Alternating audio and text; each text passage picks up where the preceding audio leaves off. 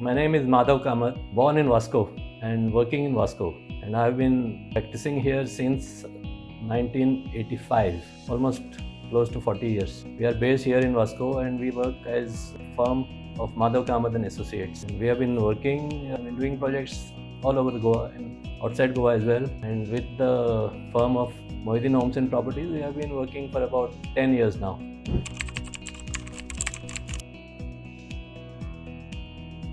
For structural design, we need some preparatory work before we actually start it. And it starts with the investigation of the site, what is normally called geotechnical investigation. That enables us to choose the right type of foundation, which helps, it makes the building more stable, I would say, and we are more assured that we have done the right thing. Apart from that, we also have to use Indian standard codes to ensure the minimum grades of concrete and cover to reinforcement, etc. And depending on the environmental conditions, the code stipulations will change. So the idea is to get a durable quality of structural concrete, and to increase this will improve the durability of structural construction. And for the longevity, we also advise the owners to carry out periodic inspections and take remedial measures for structural members as well as building services.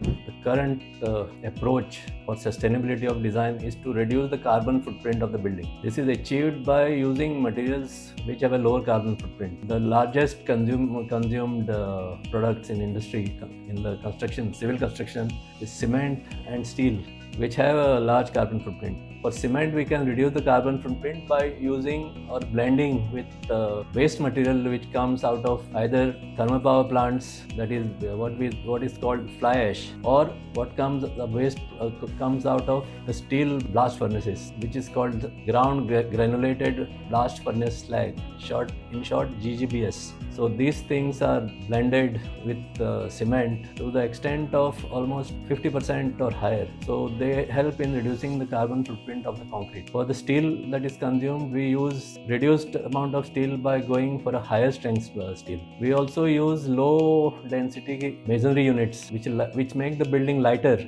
and it indirectly reduces the reinforcement requirement, and even the concrete members etc. become smaller, the size reduces.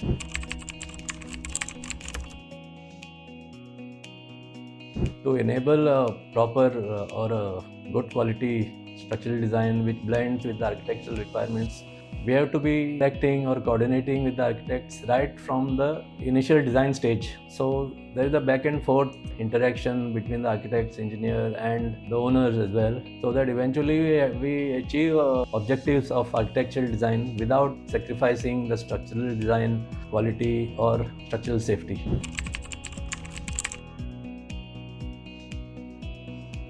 In the initial design development stage, we are very much involved with the architects, so that there is so much interaction, and we have to evolve a structural design which will deliver the architectural requirements. So then during the construction stage, we have to again interact with the architects, and then we have to deliver the working drawings when we complete the detailed structural design and all that. And then there are site visits to see that the construction is being done as per our drawings, that our drawings are being correctly followed. The quality of construction that I have seen our projects with MHP is much better than what I have seen elsewhere. So I presume that the end results in terms of after finishing etc. will be better than the average market quality.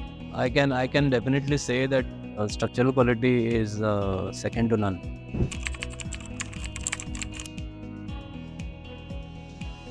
It's not that I do it all, only I do it. Our engineers who are working on the particular project, they are also in touch with the owners' representatives on site and the contractor. So there is always a link.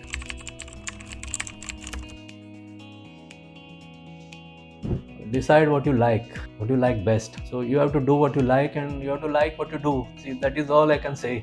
Modern life is not possible without civil engineering. We have engineers who do design, and we have engineers who build.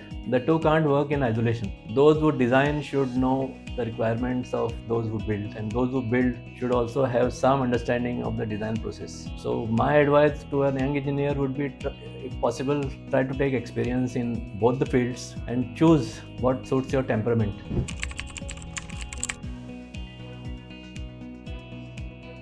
my client, I would say that it has been a pleasure to work with you all these years, and we hope to continue in future. To the homeowners, I would say before you purchase a home, verify the antecedents of the developer. Ask, contact the previous customers who are probably all very satisfied, and then make your choice. Don't look at the price.